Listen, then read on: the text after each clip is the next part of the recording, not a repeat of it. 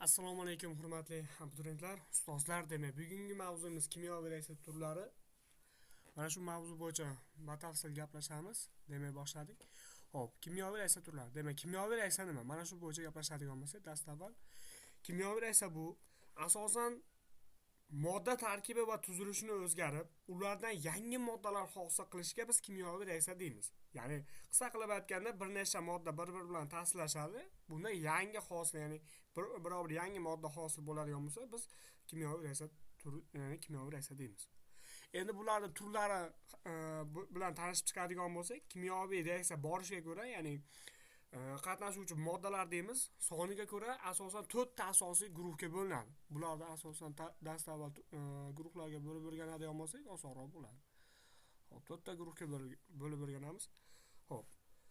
Birinchi keladi asosan dastavval osonroqdan boshlaymiz. Birikish reaksiya turi.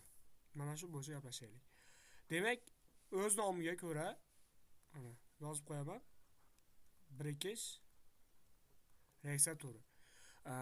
Asosan bir oddiy modda, asosan bular metal massa ham bo'lishi mumkin, metal ham bo'lishi mumkin. Ikkinchi bir oddiy modda bilan reaksiya kirishganda bir necha oddiy modda bo'lishi ham mumkin. Reaksiya kirish natijasida boshqa bir moddani hosil qilsa, ya'ni yangi bir moddani hosil qilsa, biz buni birikish reaksiyasi deymiz. Misol uchun sodda qilib tushuntirilganda o'ta shunday. Birikish reaksiya deymiz. Misol tariqasida oladigan bo'lsak, ya'ni suvni yonishi. Ko'pchilik bilamiz, vodorod bilan mana kislorod o'zaro birikkanda nima hosil qiladi? Suvni hosil qiladi. Mana shu jarayonda reaksiyani tenglashda ham tushuntirib berib o'tib ketaman. Vodoroddan 2 ta, suvda ham vodorod 2 ta. Vodorod 2 ta, kislorod 2 ta, suvda vodorod 2 ta, kislorod 1 ta. Shuning uchun suvni yoniga 2 qo'yadigan bo'lsa, bu koeffitsient deyiladi. Biz hozir atomlar soniga nisbatan koeffitsient olamiz. Endi qaranglar, 2 4 ta vodorod to'p qoldi. Demak, vodorod yoniga 2 qo'ysa reaksiyamiz teng. Bu asosan birikish reaksiya turiga. Yoki misol uchun olaylik. Misol uchun bu yerda faqat oddiy moddalar emas, murakkab moddalar ham birikish reaksiyasini berishi mumkin. Shular eslab qoling. Biz dastavval tushuntirilayotganda oddiy modda sifatida oldik. Endi murakkab moddalar ham olish mumkinmi desa, murakkab moddalardan ham olishimiz mumkin. Xo'p, misol uchun olaylik, kalsiy oksidi, mana metallarning oksidi suvda erishish natijasida bu birikadi, natijada ishqorlarni hosil qiladi. Kalsiy gidroksid. Kalsiy OH2. Yoki metal massalarning oksidi ham birikadimi? Albatta birikadi. Misol uchun sulfat angidridga suv beradigan bo'lsak, mana suvni berdik. Natijada sulfat kislota, ya'ni alyuminni hosil qiladi.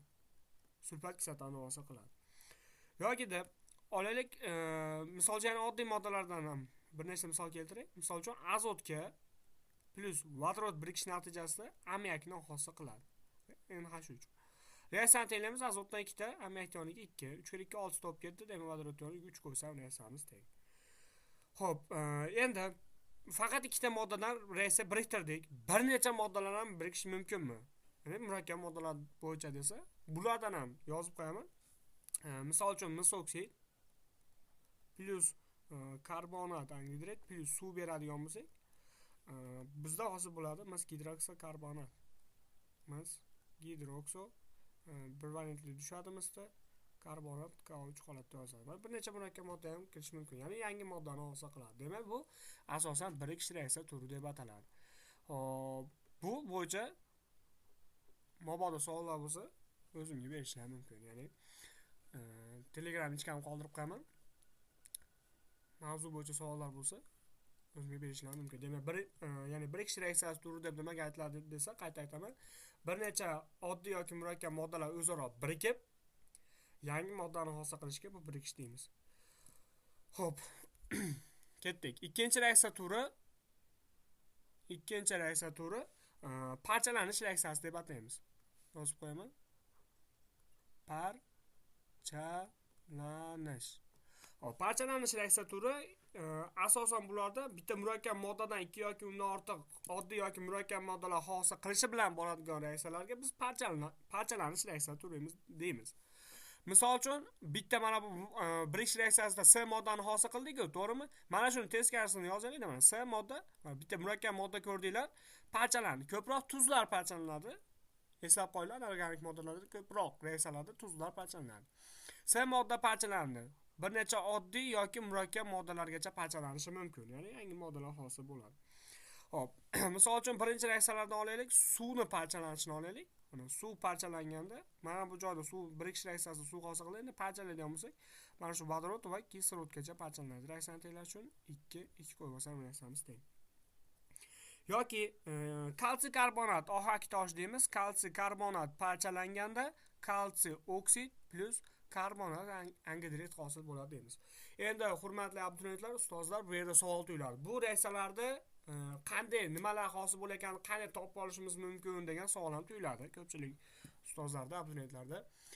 Shunga javob aytaman. Bularda asosan 7, 8, 9 kimyo adabiyot kitoblarida asosan kimyoviy reaksiyalarni ko'rib savol javob qilganinglarda bular esingizda qoladi. Bularni yod olishinglar shart.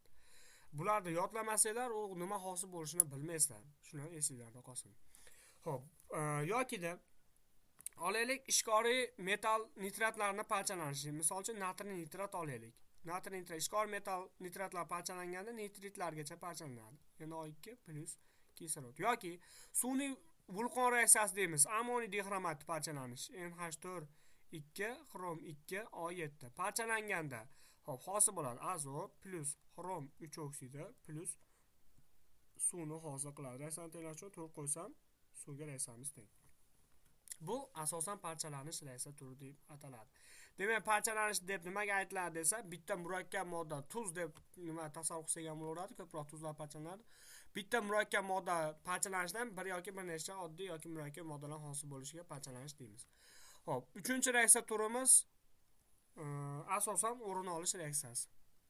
Yozib qo'yaman. O'rin olish reaksiyasi deb ataladi.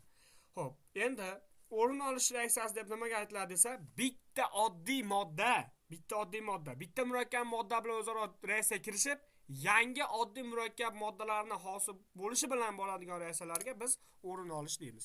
Misol uchun olaylik, mana bitta oddiy modda, A modda plus reaksiyaga kirishda murakkab modda bilan BS modda bilan reaksiyaga kirishganda, bu A moddagi BSdagi murakkab moddadagi kislota qoldig'ini ushlaydi. Natijada A'si plus B siqib chiqariladi. Asosan ko'proq plastinka masalalarida olamiz. Misol uchun oddiy moddada temir plus mis sulfat eritmasiga tushiriladigan bo'lsak, mana temir sulfat kislota qoldig'ini ushlaydi. Natijada temir 2 sulfat hosil bo'ladi plus mis siqib chiqariladi. Yokida misol uchun olaylik, metallarning xlorid kislota ta'siri, xlorid kislota ta'siri etilganda bu vodorodni laboratoriyada olinishi hisoblanadi.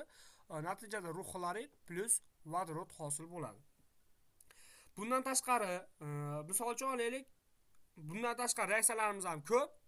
Asosan plastinka va metallarning kislotalarida endi ko'proq keladi deb olsak bo'laveradi. Endi qaytaruvchilarda, metallarni qaytarilganda ham ko'proq kelishi mumkin. Misol uchun magniyga kislota ta'sir ettirsa ham reaksiyaga kirishadimi deyshadi. Albatta kirishadi. Magniy xlorid vodorod hosil qiladi. Reaksiyani tenglash 2 qo'yib olaman. Mana magniy xlorid kislotadan xlorid tushadi, vodorod gaz olib chiqib ketdi. Xo'p, va oxirgi kimyoviy reaksiya turimiz o'rin olish ketdi, birikish ketdi va oxirgisi almashinish qoldi. Demak, yozib qo'yaman.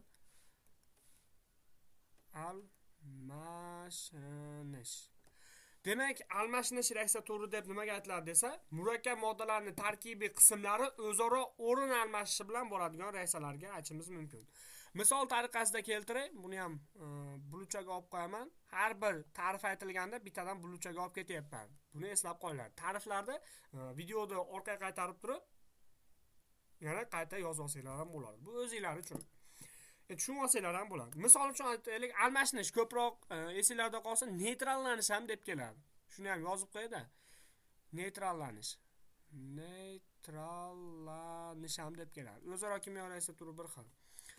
Endi neytrallanish reaksiya turlarida asosan bitta ikkita murakkab modda bir-biri bilan o'rin oladi. Ya'ni asosan metallar o'rin oladi, tuzlar almashinadi desa ham bo'laveradi. Misol uchun A, B modda bilan reaksiyaga kirishyapti, olaylik C, D modda. Mana bu A moddadagi A, B modda murakkab moddadagi A metal deb tasavvur qilsak, SD moddadagi kislota qoldig'ini ushlaydi. Natijada AD ni hosil qiladi. SDdagi metal esa S metal deb tasavvur qiladigan bo'lsak, ABdagi murakkab moddadagi B kislota qoldig'ini ushlaydi. Natijada SB hosil qiladi. Asosan tuzlar almashinadi deb tasavvur qiladigan bo'lsak, misol uchun olaylik. Natriy sulfat eritmasiga natriy 2SO4 yoziladi. Plus beraylik barix eritmasini. Mana barix eritma berilganda almashinadi. Natriy xlorda oladi. Natijada osh tuzi hosil bo'ladi, natriy xlor va eritmada bariy sulfat tushadi. Natijada bariy sulfat hosil bo'ladi. Bariy SO4 holatda yoziladi. Endi nimaga neytrallar desa, asosan ishkorlarga kislotalar ta'siri bo'ladi. Misol uchun olaylik, natriy gidroksidga, natriy OH ga bu neytrallanish reaksiyasi turiga kiradi. Plus xlorid kislota bersak, natijada bunday almashinishga o'xshaydi. Natriy xlor tushadi, natriy xlor. Mana bu vodorod esa vodorod OH tushib suvni hosil qiladi. H2O holatda yozib olamiz.